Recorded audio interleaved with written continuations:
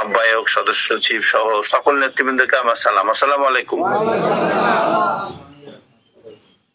আমি গত 2-3 দিন আগে তো অডিটোরিয়ামে আমরা একটা মত বিনিময় সভা করছিলাম যে এই আন্দোলনটাকে আমরা কিভাবে সামনের দিকে নিয়ে যাব। সেখানে অনেকে হয়তো উপস্থিত ছিলেন। মূলত এই তিস্তা নদীটা আমাদের প্রতি বছর এই নদীতে বন্যা হয়। বন্যায় আমাদের 6টি ইউনিয়ন ক্ষতিগ্রস্ত হয়। মানুষ, ঘরবাড়ি, পশু এবং তাদের যে শস্য, এগুলা সব ক্ষতিগ্রস্ত হয়ে যায়।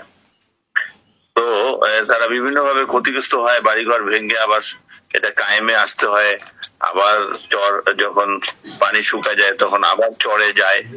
এভাবে মানে মানুষগুলো অর্থনৈতিক ভাবে বিভিন্ন ভাবে ক্ষতিগ্রস্ত হয়ে যাচ্ছে। অনেক জমির আবাদি জমি নষ্ট হয়ে যাচ্ছে, এগুলাতে আবাদ হয় না। এইভাবে আমরা ক্ষতিগ্রস্ত এবং এটা আমাদের হক। তিস্তা নদীর পানি আগে যেমন বহমান ছিল সেভাবেই যাবে।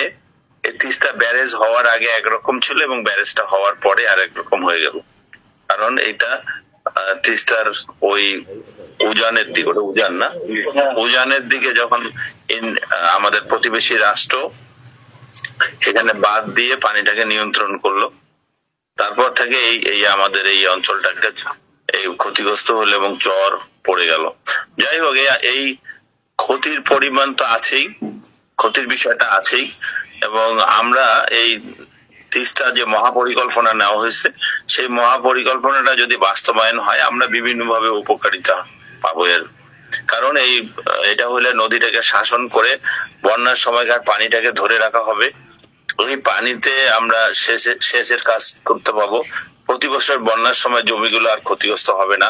নদীটাকে খনন করে ডিপ করে পানি ধরে রাখা হবে এবং নদীর দুই ধারে স্থায়ী ভাবে বাঁধ নির্মাণ করে পাথওয়ে তৈরি করা হবে। এখানে অনেক গাছপালা লাগানো হবে। এই প্রজেক্টটা যেটা আছে সেটার মধ্যে নদী তীরবর্তী অঞ্চলে ইকোনমিক জোন গঠন হবে। আপনারা হয়তো ইকোনমিক জোন সম্পর্কে জানেন।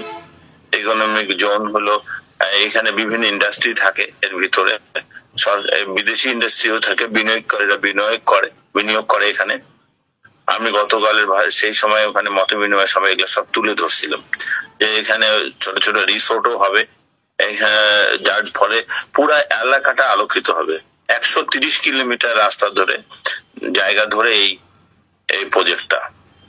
তা এগুলা আমার চেয়ে ভুক্তভোগী তো আপনারা অনেক বেশি, হাতীবান্ধাবাসী।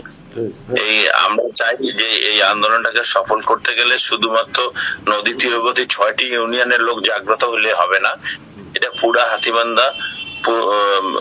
হাতীবান্ধা থানাটাকে জাগ্রত করতে হবে। কারণ ডাইরেক্ট সরাসরি হোক আর পরোক্ষ ভাবে হোক আমরা সবাই ক্ষতিগ্রস্ত হই।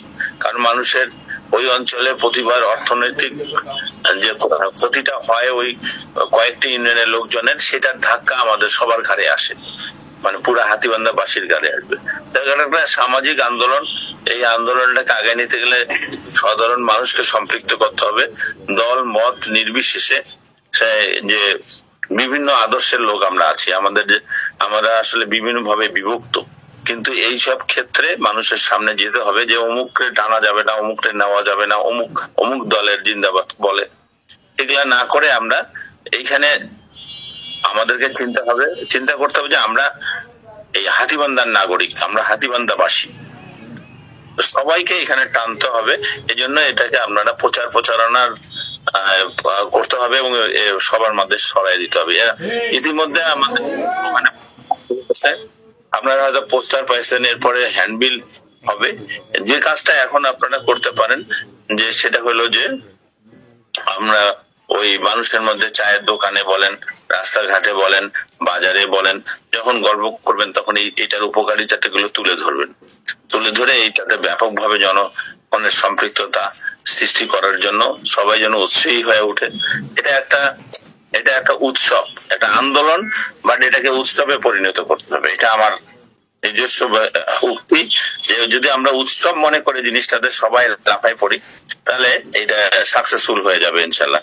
বিরাট কর্মযজ্ঞ, 5-6 হাজার লোক প্রায় 5 বেলা ওখানে খাবে এবং রাতে থাকবে আমার মনে হয় 5-6 হাজার দিনের বেলা তো ক্রস করে যেতে পারে, দিনের বেলা বেশি হবে, হয়তো রাত্রে একটু কমে যাবে, কিন্তু আমরা ওখানে অবস্থান করব, রাত্রে থাকবো। এটা বিরাট কর্মযজ্ঞ। এই এতগুলো মানুষের পানির ব্যবস্থা, এতগুলো মানুষের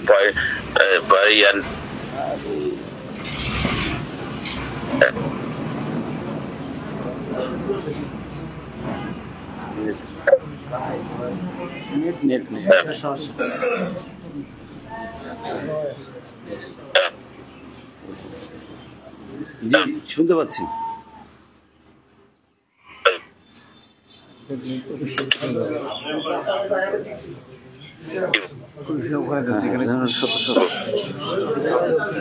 ঠিক আছে,